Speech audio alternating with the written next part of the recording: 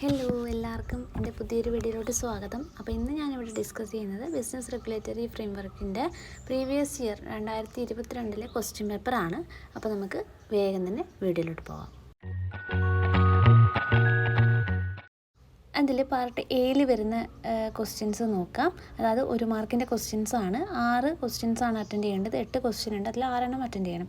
First one, define contract. എന്താണ് contract എന്ന് define ചെയ്യാനാണ് പറയുന്നത്. നമുക്കറിയാം, according to section 2 subsection B of the Indian Contract Act, an agreement enforceable by law is a contract. നമ്മൾ ഈ contract എന്ന് പറയുമ്പോൾ തന്നെ നമ്മൾ ഓർക്കുന്നതാണ് ഒരു എഗ്രിമെൻറ്റ് നിയമം മൂലം നടപ്പിൽ വരുന്നതിനെയാണ് നമ്മൾ എന്ത് പറയുന്നത്, കോൺട്രാക്റ്റ് എന്ന് പറയുന്നത്. അത് തന്നെയാണ് അതിൻ്റെ definition. According to section 2 subsection 2 of the Indian Contract Act, an agreement enforceable by law is a contract. Then second question എന്ന് പറയുന്നത് വാട്ട് ഈസ് ഓഫർ എന്നാണ്. ഓഫർ എന്ന് പറഞ്ഞു കഴിഞ്ഞാൽ എന്താണ്, പ്രൊപ്പോസൽ എന്നാണ് അർത്ഥം. അല്ലെങ്കിൽ ഒരു പേഴ്സൺ എന്താണ് അയാളുടെ വില്ലിങ്നെസ് അറിയിക്കുകയാണ്. അതായത് ഒരു കോൺട്രാക്റ്റിൽ അല്ലെങ്കിൽ ഒരു എഗ്രിമെൻറ്റിലേക്ക് എൻ്റർ ചെയ്യാനുള്ളൊരു അയാളുടെ വില്ലിങ്നെസ് അറിയിക്കുന്നതിനെയാണ് നമ്മൾ ഓഫർ എന്ന് പറയുന്നത്. അതായത് one person signifies to another his willingness to do anything act അല്ലെങ്കിൽ എനി ആക്ടിനെയാണ് നമ്മൾ ഓഫർ എന്ന് പറയുന്നത്. അതായത് ഒരു പേഴ്സൺ അയാളുടെ വില്ലിങ്നെസ് മറ്റൊരാളെ അറിയിക്കുന്നതാണ് ഓഫർ. അല്ലെങ്കിൽ അയാൾ മുന്നോട്ട് വെക്കുന്ന അതാണ് പ്രൊപ്പോസൽ എന്ന് മുന്നോട്ട് വെക്കുന്ന പ്രൊപ്പോസലിനെയാണ് ഓഫർ എന്ന് പറയുന്നത്. Then third question, what is contingent contract. Contingent contract എന്ന് പറഞ്ഞാൽ നമുക്കറിയാം, a contract to do or not do something if some event collateral to such contract does or does not happen. അതായത് contingent contract എന്ന് പറഞ്ഞാൽ ഫ്യൂച്ചറിൽ ചിലപ്പോൾ ഫ്യൂച്ചറിലുള്ള ഒരു ഇവൻറ്റിനെ കുറിച്ച് നമ്മൾ കോൺട്രാക്റ്റിൽ എൻ്റർ ചെയ്യുകയാണ്. ആ ഒരു ഇവൻറ്റ് ചിലപ്പോൾ സംഭവിക്കാം, ചിലപ്പോൾ സംഭവിക്കാതിരിക്കാം. May or may not be happen. അതായത് ഒരു ഇവൻറ്റിനെ ബേസ് ചെയ്തിട്ടുള്ള ഒരു കോൺട്രാക്റ്റാണ് കണ്ടിൻജൻറ്റ് കോൺട്രാക്റ്റ്. ഫ്യൂച്ചർ കോൺട്രാക്റ്റാണ് ശരിക്കും പറഞ്ഞാൽ. അതായത് ഫ്യൂച്ചറിൽ ഒരു ഇവൻറ്റ് സംഭവിക്കുകയോ സംഭവിക്കാതിരിക്കുകയോ ചെയ്യുന്നതിൻ്റെ ബേസിൽ നമ്മൾ ഇന്ന് കോൺട്രാക്റ്റ് ഫോം ചെയ്യുന്നുണ്ടെങ്കിൽ അതിനെയാണ് കണ്ടിൻജൻറ്റ് കോൺട്രാക്റ്റ് എന്ന് പറയുന്നത്. Then fourth question, what is coercion? Coercion means committing or threatening to commit any act forbidden by law with the intention of entering into the contract. ഒരാളെ എന്താണ് കൊയേഷൻ എന്ന് പറഞ്ഞാൽ ഒരാളെ ഭീഷണിപ്പെടുത്തിയിട്ട് എന്താണ് ഒരു കോൺട്രാക്റ്റിലേക്ക് എൻ്റർ ചെയ്യിക്കുന്നതിനെയാണ് എന്ത് പറയുന്നത്, കൊയേഷൻ എന്ന് പറയുന്നത്. Then what is tender. Tender means നമുക്കറിയാം അറ്റംപ്റ്റഡ് പെർഫോമൻസിനെയാണ് നമ്മൾ ടെൻഡർ എന്ന് പറയാം. അതായത് പെർഫോമൻസ് 2 തരത്തിലുണ്ട് അല്ലേ. ഒന്ന് ആക്ച്വൽ പെർഫോമൻസും അറ്റംപ്റ്റഡ് പെർഫോമൻസും. അറ്റംപ്റ്റഡ് പെർഫോമൻസ് എന്ന് പറഞ്ഞാൽ ഒരു വ്യക്തി പെർഫോം ചെയ്യാൻ ശ്രമിച്ചു, മറ്റേ പാർട്ടി എന്ത് ചെയ്തു, അതിനെ റിഫ്യൂസ് ചെയ്തു അല്ലെങ്കിൽ അതിനെ എതിർത്തു. അപ്പോൾ അതിനെയാണ് നമ്മൾ അറ്റംപ്റ്റഡ് പെർഫോമൻസ് അല്ലെങ്കിൽ ടെൻഡർ എന്ന് പറയുന്നത്. അതായത് വാലിഡ് ടെൻഡറിൻ്റെ കുറച്ച് എസെൻഷ്യൽസ് ഒക്കെ നമ്മൾ നോക്കിയിട്ടുണ്ടായിരുന്നു. Okay, then next question, what is remission. Remission means നമുക്കറിയാം ഇത് ഡിസ്ചാർജിൽ വരുന്ന ഒരു കാര്യമാണ് റെമിഷൻ എന്ന് പറയുന്നത്. ഒരു കോൺട്രാക്ട് ഡിസ്ചാർജ് ആവുന്ന മോഡ്സിൽ വരുന്നതാണ് റെസിഷൻ, റെമിഷൻ, വെയ്വർ, നൊവേഷൻ എന്നൊക്കെ പറയുന്നത് അല്ലേ. അപ്പോൾ ഈ റെമിഷൻ എന്ന് പറഞ്ഞാൽ ആക്സെപ്റ്റിംഗ് എ ലെസ്സർ പ്രോമിസിനെയാണ് റെമിഷൻ എന്ന് പറയാം. ഞാൻ ഓൾറെഡി അതിൽ വീഡിയോസൊക്കെ ചെയ്തിട്ടുണ്ട്. റെമിഷൻ എന്ന് പറഞ്ഞാൽ അതായത് നമ്മൾ എഗ്രിമെൻറ്റിൽ എൻ്റർ ചെയ്തതിനേക്കാളും കുറഞ്ഞ ഒരു എമൗണ്ടിലെ പ്രോമിസ് ആക്സെപ്റ്റ് ചെയ്യുന്നതിനെയാണ് റെമിഷൻ എന്ന് പറയും. ഇപ്പോൾ 10,000 രൂപയാണ് ഒരാൾ കടം കൊടുത്തത്, തിരിച്ച് എ ബിക്ക് 10,000 രൂപ കൊടുത്തു. ബി 10,000 കൊടുക്കാൻ നേരം എ പറയാണ് 10,000 വേണ്ട 8,000 മതി. അങ്ങനെ പറഞ്ഞു കഴിഞ്ഞാൽ എന്താണ്, അതിനെയാണ് നമ്മൾ റെമിഷൻ എന്ന് പറയുന്നത്. അതായത് ആക്സെപ്റ്റിംഗ് ലെസ്സർ പ്രോമിസാണ് റെമിഷൻ എന്ന് പറയുന്നത്. Then 7th question, what is contract of indemnity. Contract of indemnity എന്ന് പറഞ്ഞാൽ നമുക്കറിയാം ഒരാളുടെ നഷ്ടം നികത്തുന്ന കോൺട്രാക്റ്റാണ് കോൺട്രാക്ട് ഓഫ് ഇൻഡെംനിറ്റി എന്ന് പറയുന്നത്. Contract by which one party promises to save the other from the loss caused to him. അതായത് ഒരു വ്യക്തിക്ക് ഉണ്ടാകുന്ന നഷ്ടത്തിൽ നിന്നും ആ വ്യക്തിയെ രക്ഷപ്പെടുന്നത് അല്ലെങ്കിൽ സേവ് ചെയ്യാൻ വേണ്ടി പ്രോമിസ് ചെയ്യുന്നതിനെയാണ് കോൺട്രാക്ട് ഓഫ് ഇൻഡെംനിറ്റി എന്ന് പറയുന്നത്. ഒരു വ്യക്തിയുടെ നഷ്ടം നികത്തി കൊടുക്കുന്ന കോൺട്രാക്റ്റാണ് contract of indemnity. Example insurance തന്നെയാണ്. Then 8th question, what is doctrine of caveat emptor. നമുക്കറിയാം കാവിയറ്റംപ്റ്ററുമായിട്ട് ബന്ധപ്പെട്ട് ഞാൻ വീഡിയോ ചെയ്തിട്ടുണ്ട്. കാവിയറ്റംപ്റ്റർ എന്ന് പറഞ്ഞാൽ അല്ലെങ്കിൽ doctrine of caveat emptor means let the buyer beware. Buyer എപ്പോഴും എന്ത് ചെയ്യണം, ബയർ ആയിരിക്കണം അവെയർ ആയിരിക്കേണ്ടത് അല്ലെങ്കിൽ ബിവെയർ ആയിരിക്കേണ്ടത്. ഒരു എന്തെങ്കിലും ഗുഡ്സ് കടയിൽ പോയി വാങ്ങുന്ന സമയത്ത് സെല്ലർ എല്ലാ കാര്യവും ഡിസ്ക്ലോസ് ചെയ്യണമെന്നില്ല. പക്ഷേ അവിടെ നമ്മൾ പറയുന്നത് എന്താണെന്ന് വെച്ചാൽ ബയർ, അതായത് വാങ്ങുന്ന ആളാണ് എല്ലാ കാര്യങ്ങളും ശ്രദ്ധിക്കേണ്ടത്. വാങ്ങുന്ന സാധനത്തിൻ്റെ ക്വാളിറ്റിയും എല്ലാ കാര്യങ്ങളും ശ്രദ്ധിക്കേണ്ടത് ആരാണ്, ബയറാണ്. അപ്പോൾ ലെറ്റ് ദി ബയർ ബിവെയർ എന്നാണ് ഡോക്ട്രിൻ ഓഫ് കാവിയറ്റംപ്റ്റർ എന്ന് പറഞ്ഞാൽ. ഓക്കെ, ഇനി പാർട്ട് ബിയിലെ ക്വസ്റ്റ്യൻ നോക്കിക്കഴിഞ്ഞാൽ അതിൽ 8 ക്വസ്റ്റ്യൻ ഉണ്ട്. അതിൽ 6 എന്ത് ചെയ്യണം, അറ്റൻഡ് ചെയ്യണം. 3 മാർക്കിൻ്റെ ക്വസ്റ്റ്യൻ ആണ്. ഒന്നാമത്തത് what are the types of contract.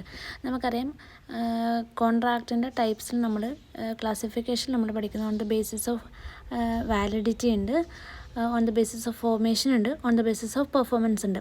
അതിൽ ഓൺ ദ ബേസിസ് ഓഫ് വാലിഡിറ്റിയിൽ valid contract, void agreement, voidable contract, unenforceable and illegal contract, ഇത്രയും കാര്യങ്ങളാണ് വാലിഡിറ്റിയിൽ വരുന്നത്, on the basis of വാലിഡിറ്റിയിൽ.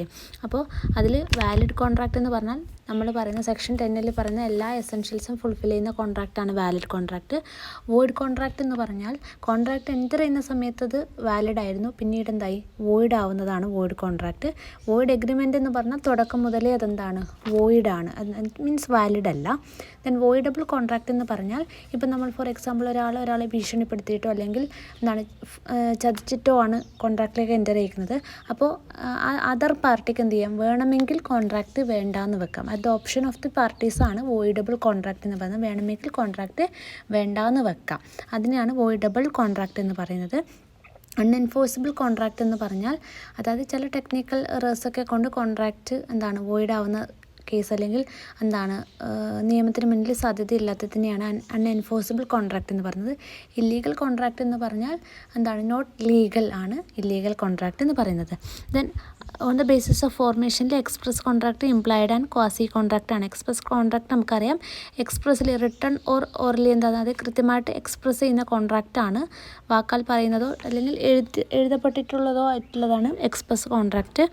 Implied എന്ന് പറഞ്ഞാൽ നമ്മുടെ ആക്ഷനിലൂടെ അല്ലെങ്കിൽ നമ്മുടെ സർക്കംസ്റ്റൻസസിലൂടെ അങ്ങനെ ഒരു കോൺട്രാക്റ്റ് ഉള്ളതായിട്ട് തോന്നിപ്പിക്കുന്നതാണ് ഇംപ്ലൈഡ് കോൺട്രാക്റ്റ്.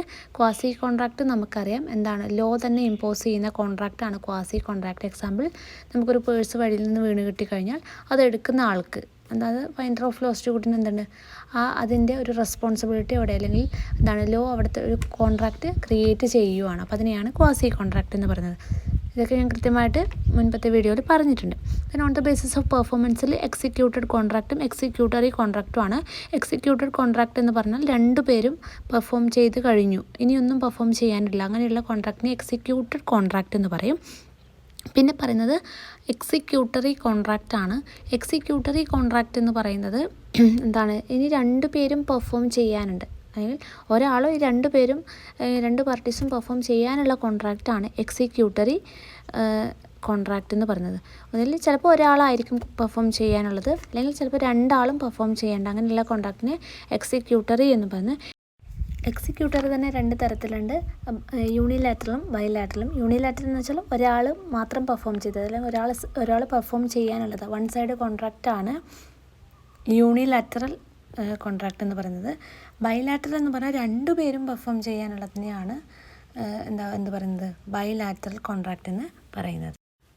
നെക്സ്റ്റ് ക്വസ്റ്റ്യൻ എന്ന് പറഞ്ഞാൽ what are the essentials of a wagering contract ആണ്. വേജറിങ് കോൺട്രാക്റ്റ് എന്ന് പറഞ്ഞാൽ നമുക്കറിയാം ഇത് വേജറിങ് കോൺട്രാക്റ്റ് എന്ന് പറഞ്ഞാൽ ബെറ്റാണ്, നമ്മൾ സാധാരണ ബെറ്റ് വെക്കാറില്ല, അത് തന്നെയാണ് വേജറിങ് കോൺട്രാക്റ്റ് എന്ന് പറയുന്നത്.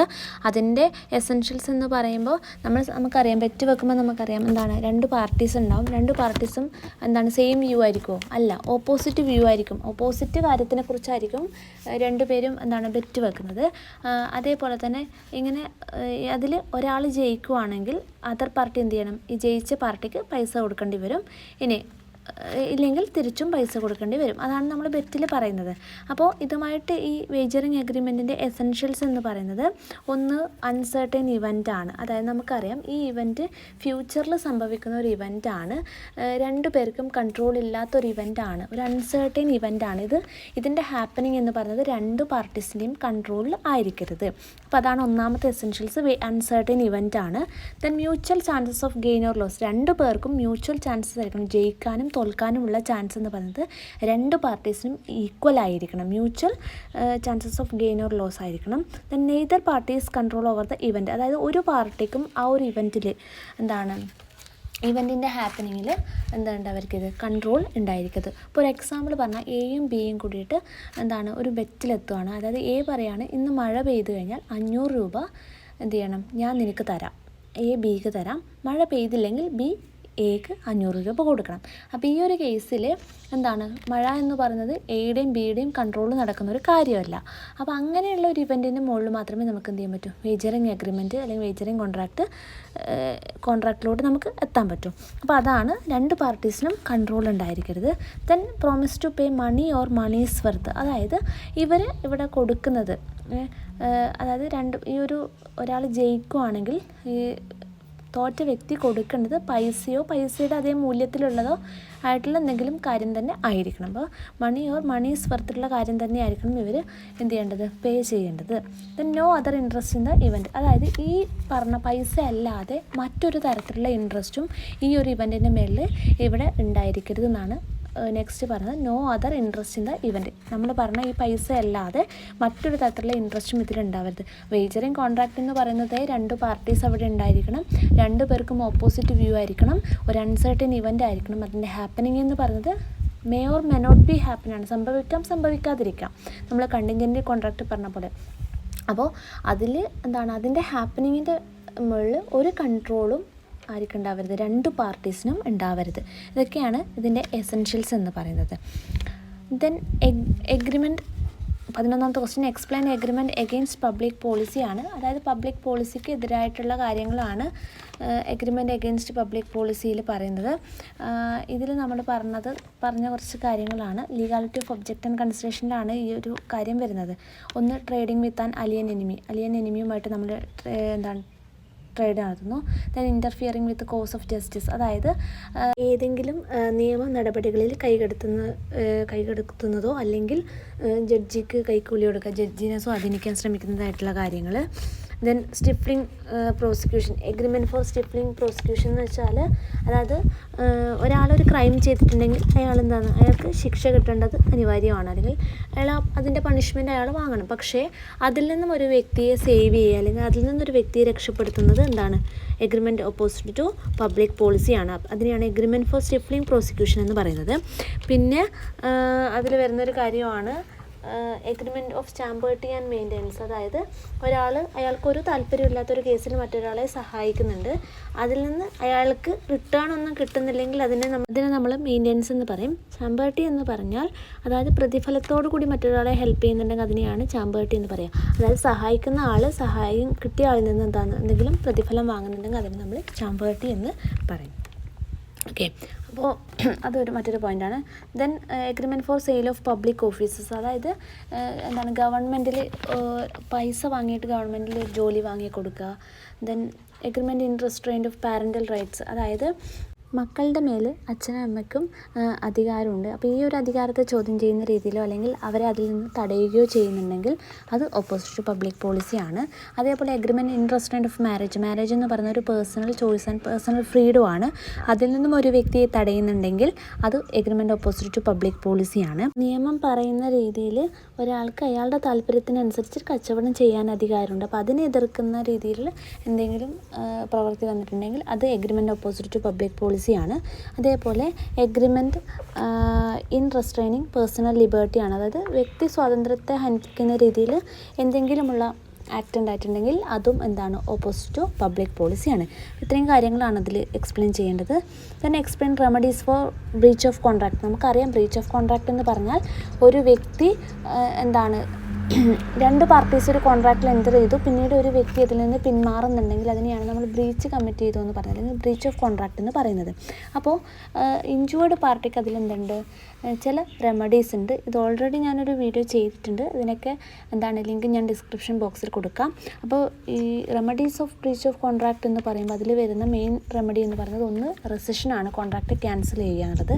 ദെൻ സ്യൂട്ട് ഫോർ ഡാമേജസ് ആണ്, അതായത് മോണിറ്ററി കോമ്പൻസേഷൻ ക്ലെയിം ചെയ്യുക. ഇൻജുവേർഡ് പാർട്ടിക്ക് മോണിറ്ററി കോമ്പൻസേഷൻ ക്ലെയിം ചെയ്യാൻ പറ്റും. Then suit for specific performance, അതായത് സ്പെസിഫിക് പെർഫോമൻസ് എന്ന് പറയുന്നത് ചില കേസിൽ മാത്രം കോടതി ഉത്തരവിടുന്നതാണ്. അതായത് ഈ ഗിൽറ്റി പാർട്ടീനെ കൊണ്ട് ഈ ഒരു കാര്യം എന്താണോ നമ്മൾ കോൺട്രാക്റ്റിൽ എൻ്റർ ചെയ്യേണ്ടിയിരുന്നത് അത് ചെയ്യാൻ വേണ്ടി കോടതി ഉത്തരവിടുന്നതിനെയാണ് സ്പെസിഫിക് പെർഫോമൻസ് എന്ന് പറയുക. Then fourth one, suit for injunction എന്ന് പറഞ്ഞാൽ ഒരു കാര്യം ചെയ്യുന്നതിൽ നിന്നും ഒരു വ്യക്തിയെ കോടതി വിലക്കുന്ന ഉത്തരവിനെയാണ് സ്യൂട്ട് ഫോർ ഇൻജങ്ഷൻ എന്ന് പറയുക. Then suit upon quantum merit എന്ന് പറഞ്ഞാൽ ആസ് മച്ച് ആസ് ഏൺഡ് എന്നാണ്, അതായത് എത്രത്തോളം ഈ ഒരു പാർട്ടി അതായത് കോൺട്രാക്റ്റിൽ നമ്മുടെ പറയുന്ന അഗ്രീവ്ഡ് പാർട്ടി എത്രത്തോളം വർക്ക് ചെയ്തിട്ടുണ്ടോ അതിനനുസരിച്ചുള്ള അതിൻ്റെ ഒരു റിവാർഡ് അഗ്രീവ്ഡ് പാർട്ടിക്ക് കൊടുക്കുന്നതാണ് സ്യൂട്ട് അപ്പോൺ ക്വാണ്ടം മെറിറ്റ് എന്ന് പറയുന്നത്. അപ്പോൾ ഇത്രയാണ് റെമഡീസിൽ എഴുതേണ്ടത്. ദെൻ നെക്സ്റ്റ് വരുന്നതാണ് explain the rights of surety. Surety ആരാണെന്ന് നമുക്കറിയാം. അതായത് കോൺട്രാക്ട് ഓഫ് ഗ്യാരണ്ടിയിൽ വരുന്ന ഒരാളാണ് ഷുവർട്ടി എന്ന് പറഞ്ഞാൽ. ജാമ്യം നിൽക്കുന്ന വ്യക്തിയാണ് ഷുവർട്ടി. ഇതും ഞാൻ ഓൾറെഡി വീഡിയോയിൽ ചെയ്തിട്ടുണ്ട്. ഷുവർട്ടിയുടെ റൈറ്റ്സ് എന്ന് പറഞ്ഞാൽ rights against creditor, rights against principal debtor, rights against co ഷുവർട്ടിയാണ്. ആ വീഡിയോ കണ്ടു കഴിഞ്ഞാൽ നിങ്ങൾക്ക് മനസ്സിലാവും. Then what are the right of unpaid seller. Unpaid seller എന്ന് പറഞ്ഞാൽ സാധനം വിറ്റിട്ടും മൊത്തം എമൗണ്ടും കിട്ടാത്ത സെല്ലറെയാണ് നമ്മൾ അൺപെയ്ഡ് സെല്ലർ എന്ന് പറയാം. ഗുഡ്സ് ബയർക്ക് കൊടുത്തു, പക്ഷേ ബയറിൻ്റെ കയ്യിൽ നിന്ന് ഫുൾ എമൗണ്ട് കിട്ടിയിട്ടില്ല. അപ്പം അങ്ങനെ കിട്ടാത്ത സെല്ലറെ നമ്മൾ അൺപെയ്ഡ് സെല്ലർ എന്നാണ് പറയുക. അൺപെയ്ഡ് സെല്ലറിൻ്റെ റൈറ്റ്സ് ഇമ്പോർട്ടൻ്റ് ആണ്. ഈ അൺപെയ്ഡ് സെല്ലറിൻ്റെ റൈറ്റ്സ് എന്ന് പറയുമ്പോൾ റൈറ്റ്സ് എഗെയിൻസ്റ്റ് ഗുഡ്സും ദെൻ റൈറ്റ്സ് എഗെയിൻസ്റ്റ് ബയർ പേഴ്സണലിയും ആണ് ഉള്ളത്. റൈറ്റ്സ് എന്ന് പറയുമ്പോൾ അതിൽ നമ്മൾ പറഞ്ഞു, ഒന്ന് റൈറ്റ്സ് എഗെയിൻസ്റ്റ് ഗുഡ്സും റൈറ്റ്സ് എഗെയിൻസ്റ്റ് ബയർ പേഴ്സണലാണുള്ളത്. റൈറ്റ്സ് എഗെയിൻസ്റ്റ് ഗുഡ്സിൽ വരുന്നത് 3 റൈറ്റ്സ് ആണ്. ഒന്ന് right of lien, right of stoppage in transit, right of റീസെയിലാണ്. റൈറ്റ് ഓഫ് ലീൻ എന്ന് പറഞ്ഞാൽ സെല്ലർ ഈ സാധനം ബയർക്ക് വിറ്റു, പക്ഷെ സാധനം ബയർ കൊണ്ടുപോയിട്ടില്ല. അങ്ങനെയെങ്കിലാണ് ഈ റൈറ്റ് ഓഫ് ലീൻ ആർക്കുള്ളത്? അൺപെയ്ഡ് സെല്ലറിനുള്ളത്. അപ്പോൾ അൺപെയ്ഡ് സെല്ലറിന് എന്ത് ചെയ്യാന്ന് വെച്ചാൽ ഈ ഗുഡ്സ് എന്ത് ചെയ്യാം, തടഞ്ഞു വെക്കാം. അതായത് ബയർക്ക് കൊടുക്കാതെ ഈ ഒരു ബയർ ഗുഡ്സ് കൊണ്ടുപോയിട്ടില്ല, സെല്ലർ ഓൾറെഡി വിറ്റു, പക്ഷേ ബയർ ഗുഡ്സ് കൊണ്ടുപോയിട്ടില്ലെങ്കിൽ ഈ ഗുഡ്സ് എന്ത് ചെയ്യാം, ആ പൈസ കിട്ടുന്നത് വരെ എന്ത് ചെയ്യാം, സെല്ലർക്ക് അൺപെയ്ഡ് സെല്ലർക്ക് അത് തടഞ്ഞു വെക്കാം. കയ്യിൽ വെക്കുന്നതിനെയാണ് നമ്മൾ റൈറ്റ് ഓഫ് ലീൻ എന്ന് പറയുന്നത്. Then right of stoppage in transit എന്ന് പറഞ്ഞാൽ സെല്ലറിൻ്റെ കയ്യിൽ നിന്ന് ഈ ഗുഡ്സ് എന്ത് ചെയ്തു, മൂവായി പോയി, പക്ഷേ ബയറിൻ്റെ കയ്യിൽ എത്തിയിട്ടില്ല. അതായത് ഗുഡ്സ് ഇൻ ട്രാൻസിറ്റാണ്, ഇപ്പോൾ വഴിയിലാണുള്ളത്. അതെന്ത് ചെയ്യാം, അത് അവിടെ വെച്ച് സ്റ്റോപ്പ് ചെയ്തിട്ട് തിരിച്ച് വാങ്ങാം. അപ്പോൾ right of stoppage in transit എന്ന് പറഞ്ഞാൽ സെല്ലറിൻ്റെ കയ്യിൽ നിന്ന് ഗുഡ്സ് പോയി, മൂവായി, പക്ഷേ ബയറിൻ്റെ അടുത്ത് എത്തിയിട്ടില്ല. ഗുഡ്സ് ഇൻ ട്രാൻസിറ്റാണ്. അപ്പോൾ അവിടെ തന്നെ എന്ത് ചെയ്യാം, ഗുഡ്സ് സ്റ്റോപ്പ് ചെയ്യാം, എന്നിട്ട് ഗുഡ്സ് തിരിച്ച് വാങ്ങാം. മൂന്നാമത്തെ റൈറ്റ് എന്ന് പറഞ്ഞാൽ റൈറ്റ് ഓഫ് റീസെയിലാണ്. അതായത് ഇതും അങ്ങനെ തന്നെയാണ്. അതായത് ഇപ്പോൾ നമ്മൾ ഗുഡ്സ് ഇൻ ട്രാൻസിറ്റ് വഴി ഇത് നമുക്ക് തിരിച്ച് കിട്ടിയെന്ന്, അതിവിടെ സ്റ്റോപ്പ് ചെയ്ത് തിരിച്ച് കിട്ടിയെന്ന് വിചാരിക്കാം. അല്ലെങ്കിൽ നമ്മൾ ഫസ്റ്റ് പറഞ്ഞ കേസ്, ഈ പൈസ കിട്ടുന്നത് വരെ തടഞ്ഞു വെക്കാമെന്ന് പറഞ്ഞില്ലേ. അപ്പോൾ പൈസ ഈ ബയർ തരുന്നില്ലെങ്കിൽ ഇതെന്ത് ചെയ്യാം, വീണ്ടും സെയിൽ ചെയ്യാം, റീസെയിൽ ചെയ്യാം. അത് ആ ഒരു റൈറ്റാണ് റൈറ്റ് ഓഫ് റീസെയിൽ എന്ന് പറയുന്നത്. അതായത് ഈ വിറ്റ പ്രൊഡക്റ്റ് ബയർ കൊണ്ടുപോകുന്നില്ല, അല്ലെങ്കിൽ ബയർക്ക് ബയർ പൈസ തരാത്ത കേസിൽ എന്ത് ചെയ്യാം, ഈ ഗുഡ്സ് സെല്ലറിൻ്റെ കയ്യിൽ തന്നെയാണ് ഉള്ളതെങ്കിൽ സെല്ലറിന് എന്ത് ചെയ്യാം, വീണ്ടും റീസെയിൽ ചെയ്യാം. അപ്പോൾ ഇതാണ് റൈറ്റ്സ് എഗെയിൻസ്റ്റ് ഗുഡ്സിൽ പറയുന്നത്. ഇനി റൈറ്റ്സ് എഗെയിൻസ്റ്റ് ബയർ പേഴ്സണലിൽ പറയുന്നത് ഒന്ന് സ്യൂട്ട് ഫോർ പ്രൈസ്. അതായത് ഈ സാധനത്തിൻ്റെ യഥാർത്ഥ പ്രൈസിന് വേണ്ടി എന്ത് ചെയ്യാം, ബയറിനെതിരെ കേസ് കൊടുക്കാം. Then suit for damages for non acceptance of delivery. അതായത് എന്ത് ചെയ്യുന്നത് വെച്ചാൽ ഡാമേജസിന് ക്ലെയിം ചെയ്യാം. ഡാമേജസ് എന്ന് പറയുമ്പോൾ നമ്മുടെ ഈ ഗുഡ്സിൻ്റെ യഥാർത്ഥത്തിലുള്ള പ്രൈസ് അല്ല. നമ്മൾ ആദ്യം പറഞ്ഞ കേസ് സ്യൂട്ട് ഫോർ പ്രൈസ് എന്ന് പറഞ്ഞത് ഈ ഗുഡ്സിൻ്റെ യഥാർത്ഥത്തിലുള്ള പ്രൈസാണ്. സ്യൂട്ട് ഫോർ ഡാമേജസ് എന്ന് പറഞ്ഞാൽ ഈ കോൺട്രാക്റ്റിൽ നിന്ന് ബയർ പിന്മാറി അല്ലെങ്കിൽ പൈസ കൊടുക്കാത്തത് കൊണ്ട് സെല്ലർക്ക് ഉണ്ടായിരുന്ന നഷ്ടം നികത്താൻ വേണ്ടിയിട്ട് എന്ത് ചെയ്യും, ഡാമേജസ്, മോണിറ്ററി കോമ്പൻസേഷൻ ക്ലെയിം ചെയ്യുന്നതാണ് സ്യൂട്ട് ഫോർ ഡാമേജസ് എന്ന് പറയുന്നത്. Then suit for interest or special damages. അതായത് നമുക്ക് ശരിക്കും ഈ പൈസ കിട്ടേണ്ട ഡ്യൂ ഡേറ്റ് മുതൽ എപ്പോഴാണ് ഈ പൈസ കിട്ടുന്നത് വരെയുള്ള ഇൻട്രസ്റ്റിന് വേണ്ടി നമുക്ക് എന്ത് ചെയ്യാം, കേസ് ഫയൽ ചെയ്യാൻ പറ്റും. അതാണ് സ്യൂട്ട് ഫോർ ഇൻട്രസ്റ്റ് എന്ന് പറയുന്നത്. അതുവരെയുള്ള ഇൻട്രസ്റ്റ്, അതായത് പൈസ തരാത്തത് കൊണ്ടാണല്ലോ നമ്മൾ ഇത് അൺപെയ്ഡ് സെല്ലർ ആയത്. അപ്പോൾ അതുവരെയുള്ള പൈസ തരാത്തത് മുതൽ എപ്പോഴാണോ കിട്ടുന്നത് അതുവരെയുള്ള ഇൻട്രസ്റ്റ് കൂടി നമുക്ക് എന്ത് ചെയ്യാം, ഇൻട്രസ്റ്റിന് കൂടി വേണ്ടിയിട്ട് ബയർക്കെതിരെ കേസ് ഫയൽ ചെയ്യാം. അതാണ് റൈറ്റ്സ് ഓഫ് അൺപെയ്ഡ് സെല്ലറിൽ പറയുന്നത്. Then difference between condition and warranty എന്ന് പറഞ്ഞാൽ നമുക്കറിയാം, കണ്ടീഷനും വാറണ്ടിയും എന്ന് പറയുന്നത് സ്റ്റിപ്പുലേഷനാണ്. A condition is a stipulation essential to the main purpose of the contract, the breach of which gives rise to a right to treat the contract as repudiated. അതായത് condition എന്ന് പറയുന്നത് സ്റ്റിപ്പുലേഷനാണ്. ഇത് ആ കോൺട്രാക്റ്റിൻ്റെ ഏറ്റവും എസെൻഷ്യൽ ആയിട്ടുള്ള ഏറ്റവും മെയിൻ പർപ്പസാണ് ഈ condition എന്ന് പറയുന്നത്. ഈ ഒരു കണ്ടീഷൻ പൂർത്തീകരിച്ചില്ലെങ്കിൽ അല്ലെങ്കിൽ കണ്ടീഷൻ തെറ്റിച്ച് കഴിഞ്ഞാൽ നമുക്ക് കോൺട്രാക്റ്റ് വേണ്ടാന്ന് വെക്കാം. അപ്പോൾ അതാണ് കണ്ടീഷൻ എന്ന് പറയുന്നത്. സ്റ്റിപ്പുലേഷൻ തന്നെയാണ്. It is essential to the main purpose of the contract. ആ കോൺട്രാക്റ്റിൻ്റെ മെയിൻ പർപ്പസ് തന്നെ ഈ കണ്ടീഷനാണ്. ഈ സ്റ്റിപ്പുലേഷനാണ്. അപ്പോൾ ഈ കണ്ടീഷൻ എന്താണ് ഫുൾഫിൽ ചെയ്യുന്നില്ലെങ്കിൽ ആ കോൺട്രാക്റ്റ് തന്നെ വേണ്ടാന്ന് വെക്കാം. പക്ഷേ വാറണ്ടി എന്ന് പറയുന്നത് സ്റ്റിപ്പുലേഷൻ തന്നെയാണ്. ഇത് collateral to the main purpose of the contract. അതായത് നമ്മുടെ മെയിൻ പർപ്പസ്, കോൺട്രാക്ട് നമ്മൾ എൻ്റർ ചെയ്ത മെയിൻ പർപ്പസിനെ സപ്പോർട്ട് ചെയ്യുന്ന കാര്യമാണ് വാറണ്ടി എന്ന് പറയുന്നത്. അപ്പോൾ ഈ വാറണ്ടി വാറണ്ടിയിൽ ബ്രീച്ച് കമ്മിറ്റ് ചെയ്ത് കഴിഞ്ഞാൽ കോൺട്രാക്റ്റ് വേണ്ടാന്ന് വെക്കാൻ പറ്റില്ല. പകരം എന്ത് ചെയ്യാം, നമുക്ക് നഷ്ടപരിഹാരം വാങ്ങാൻ വേണ്ടി മാത്രമേ പറ്റൂ. അപ്പോൾ ഈ warranty is a stipulation collateral to the main purpose of the contract, the breach of which gives rise to a claim for damages but not a right to reject the goods and treat the contract as repudiated. അപ്പോൾ warranty എന്ന് പറയുന്നത് നമ്മുടെ main കോൺട്രാക്റ്റിനെ support ചെയ്ത് നിൽക്കുന്ന ഒരു stipulation statement ആണ്. ഇത് രണ്ടും സ്റ്റേറ്റ്മെൻ്റ് ആണ് കേട്ടോ. അപ്പോൾ ഇതിനെ സപ്പോർട്ട് ചെയ്ത് നിൽക്കുന്ന സ്റ്റേറ്റ്മെൻ്റ് ആണ്. ഈ വാറണ്ടി തെറ്റിച്ച് കഴിഞ്ഞാൽ നമുക്ക് കോൺട്രാക്റ്റ് ഒരിക്കലും വേണ്ടാന്ന് വെക്കാൻ പറ്റില്ല. നമുക്ക് നഷ്ടപരിഹാരം ക്ലെയിം ചെയ്യാമെന്ന് മാത്രമേ ഉള്ളൂ. അപ്പോൾ കണ്ടീഷൻ എന്ന് പറഞ്ഞാൽ stipulation essential to the main purpose of the contract ആണ്. അതേപോലെ ഈ ഒരു കണ്ടീഷൻ ബ്രേക്ക് ചെയ്ത് കഴിഞ്ഞാൽ നമുക്ക് കോൺട്രാക്റ്റ് വേണ്ടാന്ന് വെക്കാം, റെപ്യൂഡിയേറ്റ് ചെയ്യാം. പക്ഷേ വാറണ്ടി എന്ന് പറഞ്ഞാൽ ഇത് collateral to the main purpose ആണ്. മറ്റേത് എസെൻഷ്യൽ ടു ദ മെയിൻ പർപ്പസും ഇത് collateral to the main purpose ആണ്. വാറണ്ടി എന്ന് പറഞ്ഞാൽ ഇത് ബ്രീച്ച് കമ്മിറ്റ് ചെയ്ത് കഴിഞ്ഞാൽ കോൺട്രാക്റ്റ് വേണ്ടാന്ന് വെക്കാൻ പറ്റില്ല, പക്ഷേ നഷ്ടപരിഹാരം വാങ്ങാം. ദെൻ നെക്സ്റ്റ് ക്വസ്റ്റ്യൻ എന്ന് പറയുന്നത് what are the features of indemnity contract ആണ്. ഇൻഡെംനിറ്റി കോൺട്രാക്റ്റ് നമുക്കറിയാം, ഒരാളുടെ നഷ്ടം നികത്തി കൊടുക്കാമെന്ന് പറഞ്ഞ് മറ്റൊരാൾ കോൺട്രാക്റ്റിൽ എൻ്റർ ചെയ്യുന്നതാണ് കോൺട്രാക്റ്റ് ഓഫ് ഇൻഡെംനിറ്റി എന്ന് പറയുന്നത്. ഇൻഡെംനിഫയറും ഇൻഡെംനിഫൈഡും തമ്മിലുള്ള കോൺട്രാക്റ്റാണ് കോൺട്രാക്റ്റ് ഓഫ് ഇൻഡെംനിറ്റി. ഇതിൻ്റെ ഫീച്ചേഴ്സ് എന്ന് പറയുമ്പോൾ ഒന്ന് എക്സ്പ്രസ് ആവാം, ഇംപ്ലൈഡ് ആവാം. അതായത് കോൺട്രാക്റ്റ് എന്ന് പറയുന്നത് ഓറൽ ഓർ റിട്ടൺ ആവാം, അല്ലെങ്കിൽ അവരുടെ പെർഫോമൻസ് കൊണ്ട് അവർ തമ്മിലൊരു റിലേഷൻ ഉള്ളതായിട്ട് തോന്നുന്നതാവാം. അതിനെയാണ് നമ്മൾ ഇംപ്ലൈഡ് എന്ന് പറയുക. അപ്പോൾ എക്സ്പ്രസ് ആവാം, ഇംപ്ലൈഡ് ആവാം. പിന്നെ ഇവിടെ മെയിനായിട്ട് ഈ ഇൻഡെംനിറ്റി കോൺട്രാക്റ്റിൽ ഉണ്ടാകുന്ന കോമ്പൻസേഷൻ ഓഫ് ലോസ് ആണ്. അതായത് ലോസ് കോമ്പൻസേറ്റ് ചെയ്യാനായിരിക്കണം ഈ ഇൻഡെംനിറ്റി കോൺട്രാക്റ്റ് ഫോം ചെയ്യുന്നത്. പിന്നെ നമ്മൾ പറഞ്ഞ പോലെ ഒരു വാലിഡ് കോൺട്രാക്റ്റിൻ്റെ എല്ലാ എസെൻഷ്യൽസും ഫുൾഫിൽ ചെയ്യണം. ഈ കോൺട്രാക്റ്റ് ഓഫ് ഇൻഡെംനിറ്റി ഫുൾഫിൽ ചെയ്യണം. നമ്മൾ സെക്ഷൻ 10 പറയുന്ന എല്ലാ എസെൻഷ്യൽ എലമെൻറ്റ്സും ഫുൾഫിൽ ചെയ്യണം, കോൺട്രാക്റ്റ് ഓഫ് ഇൻഡെംനിറ്റിയും ഫുൾഫിൽ ചെയ്യണം. അപ്പോൾ ഇത് മൂന്നുമാണ് മെയിനായിട്ട് ഫീച്ചേഴ്സ് എന്ന് പറയാൻ നമുക്കുള്ളത്. ഒന്ന് എക്സ്പ്രസ് ഓർ ഇംപ്ലൈഡ് ആവാം contract, then compensation of loss ഉണ്ടായിരിക്കണം, then essentials of a valid contract fulfil ചെയ്തിരിക്കണം. ഓക്കെ, അപ്പോൾ ഇത്രയാണ് പാർട്ട് ബിയിൽ വരുന്നത്. ഇനി നമ്മൾ നോക്കുന്നത് പാർട്ട് സി ആണ്. അപ്പോൾ നോക്കുക, 8 മാർക്കിൻ്റെ 3 ക്വസ്റ്റ്യൻ ഉണ്ട്. അതിൽ 2 ക്വസ്റ്റ്യനാണ് അറ്റൻഡ് ചെയ്യേണ്ടത്. അതിലൊന്നാമത്തത് what is consideration, explain its essentials and exceptions to the consideration ആണ്. കൺസിഡറേഷൻ മീൻസ് നമുക്കറിയാം സംതിങ് ഇൻ റിട്ടേൺ, എന്തെങ്കിലും റിട്ടേൺ ആയിട്ട് കിട്ടുന്നതിനെയാണ് കൺസിഡറേഷൻ എന്ന് പറയുക. അതിൻ്റെ എസെൻഷ്യൽസും എക്സെപ്ഷൻസും ഉണ്ട്. എസെൻഷ്യൽസ് എന്ന് പറയുമ്പോൾ essentials and legal rules for a valid consideration ആണ്. ഒന്ന്, consideration must move at the desire of the promisor. അതായത് പ്രോമിസർ ആവശ്യപ്പെട്ടിട്ട് തന്നെ ആയിരിക്കണം എന്ത് ചെയ്യേണ്ടത്, ആ റിക്വസ്റ്റ് കിട്ടിയിട്ട് തന്നെ ആയിരിക്കണം അതർ പാർട്ടി ആ കാര്യം ചെയ്യേണ്ടത്. ഓക്കെ, അപ്പോൾ consideration must move at the desire of the promisor ആവശ്യപ്പെട്ടിട്ടായിരിക്കണം പ്രോമിസി കാര്യങ്ങൾ ചെയ്യുന്നത്. Then consideration may move from the promisee or any other person. അതായത് പ്രോമിസിയുടെ കയ്യിൽ നിന്ന് തന്നെ ആയിരിക്കണം കൺസിഡറേഷൻ എന്നില്ല.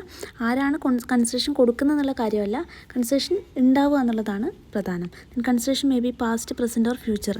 അതായത് കൺസിഡറേഷൻ പാസ്റ്റ് ആയാലും മുന്നത്തെ ആയാലും ഇപ്പോഴത്തെ ആയാലും ഇനി ഫ്യൂച്ചറിലെ ആയാലും അത് നിയമത്തിന് മുന്നിൽ സാധ്യതയുള്ളത് തന്നെയാണ്. ദെൻ പിന്നെ പറയുന്നത് consideration need not be adequate. അതായത് സഫിഷ്യൻ്റ് ആണോ എന്നുള്ള കാര്യം നമ്മൾ നോക്കുന്നില്ല, കൺസിഡറേഷൻ ഉണ്ടോ എന്നുള്ള കാര്യമാണ്. അതായത് ഇപ്പോൾ നമ്മൾ 25,000 രൂപയുള്ള ഒരു ഗുഡ്സാണ് നമ്മൾ 5,000 രൂപയ്ക്ക് കൊടുക്കുന്നത് വയ്ക്കുക. അവിടെ കൺസിഡറേഷൻ ഉണ്ടോ എന്നുള്ള കാര്യമാണ്. സഫിഷ്യൻ്റ് ആണോ എന്നുള്ള, ആഡിക്വേറ്റ് ആണോ എന്നുള്ള കാര്യം നമ്മൾ എന്ത് ചെയ്യുന്നില്ല, നോക്കുന്നില്ല. 25,000 രൂപയുടെ ഗുഡ്സ് 5,000 രൂപ കൊടുത്താൽ അത് സഫിഷ്യൻ്റ് അല്ല. പക്ഷേ ആ കാര്യം നമ്മൾ നോക്കുന്നില്ല, കൺസിഡറേഷൻ ഉണ്ടോ ഇല്ലയോ എന്നുള്ളത് കാര്യമാണ് നമ്മൾ എന്ത് ചെയ്യുന്നത്, നോക്കുന്നത്. Then consideration must be real and not illusory. അതായത് നിയമത്തിൻ്റെ മുന്നിൽ ലീഗലി വാല്യൂ ഉള്ളത് തന്നെയായിരിക്കണം കൺസിഡറേഷൻ കൊടുക്കുന്നത്. ഇമ്പോസിബിൾ ആയിട്ടുള്ള കൺസിഡറേഷൻ എന്ത് ചെയ്ത് കൊടുക്കരുത്. കൺസിഡറേഷൻ ലോഫുള്ളായിരിക്കണം. ദെൻ അത്രയൊക്കെയോ നമ്മൾ കൺസിഡറേഷൻ്റെ എസെൻഷ്യൽസിൽ പറയുന്നത്. ഇനി ഇതുമായി ബന്ധപ്പെട്ട എക്സെപ്ഷൻസിൽ പറയുന്നത്, ഒന്ന്, നാച്ചുറൽ ലവ് ആൻഡ് അഫെക്ഷൻ്റെ ബേസിൽ നമ്മൾ പ്രോമിസ് കൊടുക്കുന്നുണ്ടെങ്കിൽ കൺസിഡറേഷൻ്റെ ആവശ്യമില്ല. അതേപോലെ വളണ്ടറി സർവീസ് ആണെങ്കിൽ പണ്ട് വളണ്ടറി ആയിട്ട് എൻ്റർ ചെയ്ത എഗ്രിമെൻറ്റിൽ ഇപ്പോൾ കോമ്പൻസേഷൻ കൊടുക്കാമെന്ന് പറഞ്ഞ് എഗ്രിമെൻ്റ് ചെയ്താൽ അത് വാലിഡാണ്. അതല്ലാതെ പാസ്റ്റ് വോളണ്ടറി സർവീസിൻ്റെ മുകളിൽ നമ്മൾ കൺസെഷൻ ഇല്ലെങ്കിലും അത് വാലിഡാണ്. ഇനി agreement to pay a time barred ഡെപ്റ്റ്, അതായത് ഒരാൾ കടം കൊടുത്താൽ 3 വർഷത്തിനുള്ളിൽ എന്ത് ചെയ്യണം, അത് തിരിച്ചു കിട്ടാനുള്ള നടപടി ക്രെഡിറ്റർ എടുത്തിരിക്കണം. ഇല്ലെങ്കിൽ അത് ടൈം ബാർഡായി പോകും. പിന്നീട് അതിന് ഒരു അവകാശമില്ല. അപ്പോൾ 3 വർഷത്തിന് ശേഷം ഡെപ്റ്റർ തിരിച്ചു കൊടുക്കുക എന്ന് പറഞ്ഞാൽ അത് വാലിഡാണ്. അപ്പോൾ കൺസിഡറേഷൻ ഒരാൾക്കേ ഉള്ളൂ എങ്കിൽ പോലും അത് വാലിഡ് ആവുന്നു. അപ്പോൾ കൺസിഡറേഷൻ ഇല്ലാതെയും വാലിഡ് ആവുന്ന കേസാണ് ഈ എക്സെപ്ഷൻസ് പറയുന്നത്. ദെൻ പിന്നെ contract of agency, then completed ഗിഫ്റ്റിൻ്റെ കേസിൽ. അപ്പോൾ ആദ്യം നമ്മൾ പറഞ്ഞത് നാച്ചുറൽ ലവ് ആൻഡ് അഫെക്ഷൻ്റെ ബേസിൽ കൺസെഷൻ ഇല്ലെങ്കിൽ പോലും അത് വാലിഡാണ്. പിന്നെ വോളണ്ടറി സർവീസിൻ്റെത്, ദെൻ ടൈം ബാർഡ് ഡെപ്റ്റ്, കോൺട്രാക്ട് ഓഫ് ഏജൻസി, കംപ്ലീറ്റഡ് ഗിഫ്റ്റിൻ്റെ കേസിൽ. അപ്പോൾ ഇത്രയൊക്കെയാണ് അതുമായിട്ട് ബന്ധപ്പെട്ട് പറയുന്നത്.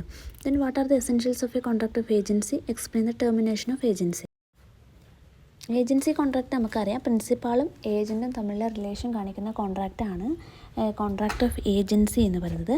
ഇതിൻ്റെ ഫീച്ചേഴ്സ് എന്ന് പറയുമ്പോൾ ഒന്ന് നെയിം ഓഫ് റിലേഷനാണ്. നെയിം ഓഫ് റിലേഷൻ എന്ന് പറയുമ്പോൾ പ്രിൻസിപ്പാളും ഏജൻറ്റും തമ്മിലുള്ള ഒരു റിലേഷനാണ് ഇവിടെ ഏജൻസി കോൺട്രാക്റ്റ് എന്ന് പറയുന്നത്. പിന്നെ ഒരു എഗ്രിമെൻ്റ് ഉണ്ട്, അതായത് പ്രിൻസിപ്പാളും ഏജൻറ്റും തമ്മിൽ എക്സ്പ്രസ് ഓർ ഇംപ്ലൈഡ് എഗ്രിമെൻ്റ് ഉണ്ട്. Then competency of the principal. Competency of the principal എന്ന് പറയുമ്പോൾ പ്രിൻസിപ്പാൾ കോമ്പീറ്റൻ്റ് ആയിരിക്കണം. അതായത് ഏജൻ്റ് ആയിരിക്കുന്ന വ്യക്തി ഇൻകോമ്പീറ്റൻ്റ് ആയാലും കുഴപ്പമില്ല, ഏജൻറ്റ് ചെയ്യുന്ന എല്ലാ ആക്ടിനും ഉത്തരവാദിയായിരിക്കും പ്രിൻസിപ്പാളായിരിക്കും. അപ്പോൾ പ്രിൻസിപ്പാൾ എപ്പോഴും കോമ്പീറ്റൻ്റ് ആയിരിക്കണം, അതായത് മേജർ ആയിരിക്കണം, സൗണ്ട് മൈൻഡ് ആയിരിക്കണം, not disqualified from any law ആയിരിക്കണം. പക്ഷേ ഏജൻറ്റിൻ്റെ കേസിൽ നമ്മളിത് പറയുന്നില്ല. ഏജൻറ്റ് ഇൻകോമ്പീറ്റൻ്റ് ആയാൽ പോലും അതിന് ഉത്തരവാദി ആരാണ്? പ്രിൻസിപ്പാളാണ്. Then intention of the agent എന്ന് പറയുന്നത് പ്രിൻസിപ്പാളിന് വേണ്ടി ആക്ട് ചെയ്യുന്ന, ഓൺ ബിഹാഫ് ഓഫ് ദി പ്രിൻസിപ്പാളിന് വേണ്ടി ആക്ട് ചെയ്യുന്നതായിരിക്കണം ഏജൻറ്റിൻ്റെ ഇൻറ്റൻഷൻ എന്ന് പറയുന്നത്. Intention of the agent to act on behalf of the principal. അതായത് ഇൻറ്റൻഷൻ എന്ന് പറയുന്നത്, ഏജൻറ്റിൻ്റെ ഇൻറ്റൻഷൻ എന്ന് പറയുന്നത് ഉദ്ദേശം എന്ന് പറയുന്നത് പ്രിൻസിപ്പാളിന് വേണ്ടി ആക്ട് ചെയ്യുക എന്നുള്ളതാണ്. ദെൻ ഇവിടെ കൺസിഡറേഷൻ ഉണ്ടാവണമെന്ന് നിർബന്ധമില്ല. ദെൻ കൺസെൻറ്റ് ഫ്രീ ആയിരിക്കണം. നമ്മൾ എല്ലാ കോൺട്രാക്റ്റിലും പറയുന്ന പോലെ ഇവിടെ ഏജൻറ്റിൻ്റെയും അല്ലെങ്കിൽ പ്രിൻസിപ്പാളിൻ്റെയും കൺസെൻറ്റ് ഫ്രീ ആയിരിക്കണം. പിന്നെ നമ്മൾ പറഞ്ഞ എല്ലാ കോൺട്രാക്റ്റിനുള്ളതുപോലെ സെക്ഷൻ 10 പറഞ്ഞ എല്ലാ എസെൻഷ്യൽ എലമെൻറ്റ്സും ആര് ഫുൾഫിൽ ചെയ്യണം? കോൺട്രാക്ട് ഓഫ് ഏജൻസി ഫുൾഫിൽ ചെയ്യണം. പിന്നെ ഇതിൽ ചോദിക്കുന്നത് എന്താണ്? ടെർമിനേഷൻ ഓഫ് ഏജൻസി ആണ്. 2 തരത്തിലാണ് മെയിനായിട്ട് കോൺട്രാക്ട് ഓഫ് ഏജൻസി ടെർമിനേറ്റ് ചെയ്യുന്നത്.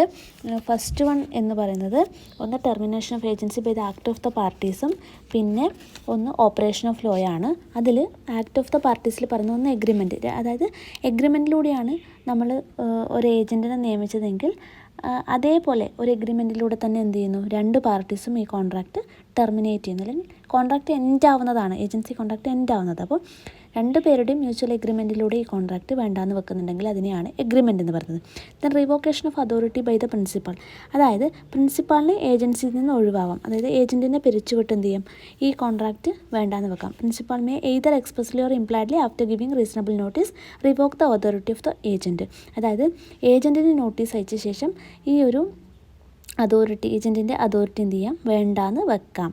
അത് ഈ ഒരു കോൺട്രാക്റ്റ് റിവോക്ക് ചെയ്യാമെന്നാണ്. ദെൻ മൂന്നാമത്തെ കേസ് പറഞ്ഞാൽ റിനൗൺസിയേഷൻ ബൈ ദ ഏജൻറ്റ്, അതായത് ഏജൻറ്റിന് വേണമെങ്കിൽ എന്ത് ചെയ്യാം? ഒരു പ്രിൻസിപ്പാളിന് ഒരു നോട്ടീസ് അയച്ച ശേഷം ഈ ഒരു കോൺട്രാക്ട് ഓഫ് ഏജൻസിയിൽ നിന്ന് പിന്മാറാം. അതിനെയാണ് റിനൗൺസിയേഷൻ ബൈ ദി ഏജൻറ്റിൽ പറയുന്നത്. ദെൻ ഇത് മൂന്നുമാണ് termination of agency by the act of the പാർട്ടീസിൽ പറയുന്നത്. ബൈ ഓപ്പറേഷൻ ഓഫ് ലോ എന്ന് പറയുമ്പോൾ ഒന്ന് പെർഫോമൻസ് ഓഫ് ദ കോൺട്രാക്ട്, അതായത് ഏജൻറ്റും പ്രിൻസിപ്പാളും എന്തെങ്കിലും ഒരു സ്പെസിഫിക് കാര്യത്തിന് വേണ്ടിയിട്ടാണ് ഈ ഏജൻസി കോൺട്രാക്റ്റ് ക്രിയേറ്റ് ചെയ്തതെങ്കിൽ ആ ഒരു കാര്യം പെർഫോം ചെയ്ത് കഴിഞ്ഞാൽ കോൺട്രാക്റ്റ് എന്താവും? ടെർമിനേറ്റ് ആവും. ഒരു കാര്യം ചെയ്യാനാണ് ഏജൻസി ക്രിയേറ്റ് ചെയ്തതെങ്കിൽ ആ കാര്യം ചെയ്യുന്നതിലൂടെ ആ കാര്യം ചെയ്ത് കഴിഞ്ഞാൽ ആ കോൺട്രാക്റ്റ് ഇല്ലാതാവും. അതിനാണ് പെർഫോമൻസ് ഓഫ് കോൺട്രാക്റ്റ്. ഏജൻറ്റ് അത് പെർഫോം ചെയ്ത് കഴിഞ്ഞാൽ കോൺട്രാക്റ്റ് ഇല്ലാതാവും. Then second one expiry of time, അതായത് ഒരു ടൈം പീരീഡിൽ, കൃത്യമായിട്ടൊരു ടൈം പീരീഡിലോട്ടാണ് ഏജൻസി കോൺട്രാക്റ്റ് സെറ്റ് ചെയ്തതെങ്കിൽ ആ ടൈം പീരീഡ് കഴിഞ്ഞാൽ ആ കോൺട്രാക്റ്റ് ഇല്ലാതാവും. Then destruction of the subject matter, അതായത് പ്രിൻസിപ്പാളിൻ്റെയോ ഏജൻറ്റിൻ്റെയോ കാരണത്താലല്ലാതെ ഇവർ എൻ്റർ ചെയ്ത സബ്ജക്റ്റ് മാറ്റർ ഉണ്ടാവുമല്ലോ, അതായത് എന്തെങ്കിലും ഒരു പർപ്പസിന് വേണ്ടിയിട്ടായിരിക്കും ഇവർ കോൺട്രാക്റ്റിൽ എൻ്റർ ചെയ്തത്. ആ സബ്ജക്റ്റ് മാറ്റർ ഡിസ്ട്രാക്റ്റായി പോയി കഴിഞ്ഞാൽ, നശിച്ചു പോയി കഴിഞ്ഞാൽ, ഇവരുടെ കാരണത്താലല്ലാതെ നശിച്ചു പോയി കഴിഞ്ഞാൽ കോൺട്രാക്റ്റ് എന്താവും വേണ്ടാന്ന് വെക്കും അല്ലെങ്കിൽ ഇല്ലാതാവും. Then death or insanity of the either party, ഏജൻറ്റോ പ്രിൻസിപ്പാളോ മരിച്ചു പോവുകയോ അല്ലെങ്കിൽ എന്താണ് അബ്നോർമൽ ആവുകയോ ചെയ്തു കഴിഞ്ഞാൽ കോൺട്രാക്റ്റ് ഇല്ലാതാവും. Then insolvency of the principal, ഈ പ്രിൻസിപ്പാൾ ഇൻസോൾവൻ്റ് ആയിക്കഴിഞ്ഞാൽ പാപ്പരായിക്കഴിഞ്ഞാൽ കോൺട്രാക്റ്റ് ഇല്ലാതാവും. പക്ഷേ ഇവിടെ ശ്രദ്ധിക്കേണ്ടത് ഏജൻറ്റ് ഇൻസോൾവൻ്റ് ആയാൽ കോൺട്രാക്റ്റ് ടെർമിനേറ്റ് ആവില്ല. പ്രിൻസിപ്പാളുടെ ഇൻകോമ്പിറ്റൻസി ആണ് നമ്മൾ നേരത്തെ പറഞ്ഞത്. അപ്പോൾ പ്രിൻസിപ്പാൾ ഇൻസോൾവൻ്റ് ആയിക്കഴിഞ്ഞാൽ കോൺട്രാക്റ്റ് ഇല്ലാതാവും. Then principal becoming an alien enemy, principal എന്താണ് ഫോറിൻ കൺട്രിയിലെ ഒരു സിറ്റിസൺ, ഫോറിൻ സിറ്റിസൺ ആണെങ്കിൽ, ഏജൻറ്റും പ്രിൻസിപ്പാളും രണ്ട് എന്താണ് കൺട്രിയിലെ സിറ്റിസൺ ആണെങ്കിൽ എന്താണ് പ്രിൻസിപ്പാൾ അലിയൻ എനിമി ആയിക്കഴിഞ്ഞാൽ, അതായത് ആ രാജ്യവും നമ്മുടെ രാജ്യവും തമ്മിൽ യുദ്ധത്തിലാണെങ്കിൽ അത് ഈ പ്രിൻസിപ്പാൾ എന്ന് പറയുന്നത് അലിയൻ എനിമി ആയിരിക്കും. അപ്പോൾ അങ്ങനെയാണെങ്കിൽ കോൺട്രാക്റ്റ് ഇല്ലാതാവും. പിന്നെ നമ്മൾ പറയുന്നത് ഒന്ന് എന്താണ് ഡിസൊല്യൂഷൻ ഓഫ് കമ്പനി, കമ്പനിയുടെ കേസാണെങ്കിൽ, ഇപ്പോൾ പ്രിൻസിപ്പാൾ എന്ന് പറയുന്നത് കമ്പനി ആണെങ്കിൽ അല്ലെങ്കിൽ ഏജൻറ്റ് എന്ന് പറയുന്നത് ഒരു കമ്പനി ആണെങ്കിൽ ആ കമ്പനി ഡിസോൾവ് ആവുന്നതിലൂടെ, വൈൻഡിങ് അപ്പ് ആവുന്നതിലൂടെ എന്താണ് ഈ കോൺട്രാക്റ്റും ഇല്ലാതാവുമെന്നാണ് പറയുന്നത്. ദെൻ അതേപോലെ ഇമ്പോസിബിലിറ്റി, അതായത് ഒരു നടക്കാത്ത കാര്യത്തിനെ കുറിച്ചാണ് ഈ കോൺട്രാക്റ്റ് ഓഫ് ഏജൻസി ക്രിയേറ്റ് ചെയ്തതെങ്കിൽ ഈ കോൺട്രാക്റ്റ് ഇല്ലാതാവും. അപ്പോൾ ഇത്രയാണ് termination of agency by operation of ലോയിൽ പറയുന്നത്. ഒന്ന് performance of contract, expiry of time, destruction of the subject matter, death or insanity of either party, insolvency of the principal becoming an alien enemy, impossibility, dissolution of a company. ഇനി last question ആണ് define bailment, discuss briefly the rights and duties of a bailor and Bailey. നമുക്കറിയാം bailment എന്ന് പറഞ്ഞാൽ എന്താണ് ഒരു വ്യക്തി മറ്റൊരു വ്യക്തിക്ക് ഒരു പർപ്പസിന് വേണ്ടിയിട്ട് ഒരു ഗുഡ്സ് കൈമാറുന്ന കോൺട്രാക്റ്റാണ് ബെയിൽമെൻറ്റ് എന്ന് പറയുന്നത്. ആ പർപ്പസ് കഴിഞ്ഞാൽ ഗുഡ്സ് എന്ത് ചെയ്യണം, ഇത് കിട്ടിയ വ്യക്തി കൊടുത്ത വ്യക്തിക്ക് തിരിച്ചു കൊടുക്കണം. അപ്പോൾ അതിൽ നമ്മൾ ഈ ഗുഡ്സ് കൊടുക്കുന്ന വ്യക്തിയെ ബെയിലർ എന്നും കിട്ടുന്ന വ്യക്തിയെ ബെയിലി എന്നും പറയുന്നുണ്ട്. അപ്പോൾ ഇവരുടെ റൈറ്റ്സ് ആൻഡ് ഡ്യൂട്ടീസ് ഞാൻ തൊട്ട് മുന്നത്തെ വീഡിയോയിൽ എക്സ്പ്ലെയിൻ ചെയ്തിട്ടുണ്ട്. അപ്പോൾ അതുകൂടി നിങ്ങളൊന്ന് പോയി കാണാൻ, ഞാൻ ഡിസ്ക്രിപ്ഷൻ ബോക്സിൽ അതിൻ്റെ ലിങ്ക് ഞാൻ കൊടുക്കാം. അപ്പോൾ അതും കൂടി കഴിഞ്ഞാൽ നമ്മുടെ എസ്എ ക്വസ്റ്റ്യൻ എന്ത് ചെയ്തു കഴിഞ്ഞു. അപ്പോൾ വളരെ സിമ്പിളായിട്ടുള്ളൊരു ക്വസ്റ്റ്യനാണ്. ആൻസർ ചെയ്യുമ്പോൾ എപ്പോഴും കുറച്ചും കൂടി എക്സാമ്പിളൊക്കെ ചേർത്തുകൊണ്ട് എന്താണ് നിങ്ങൾ അറ്റൻഡ് ചെയ്യാൻ ശ്രമിക്കുക. അപ്പോൾ ഓക്കെ, താങ്ക് യു.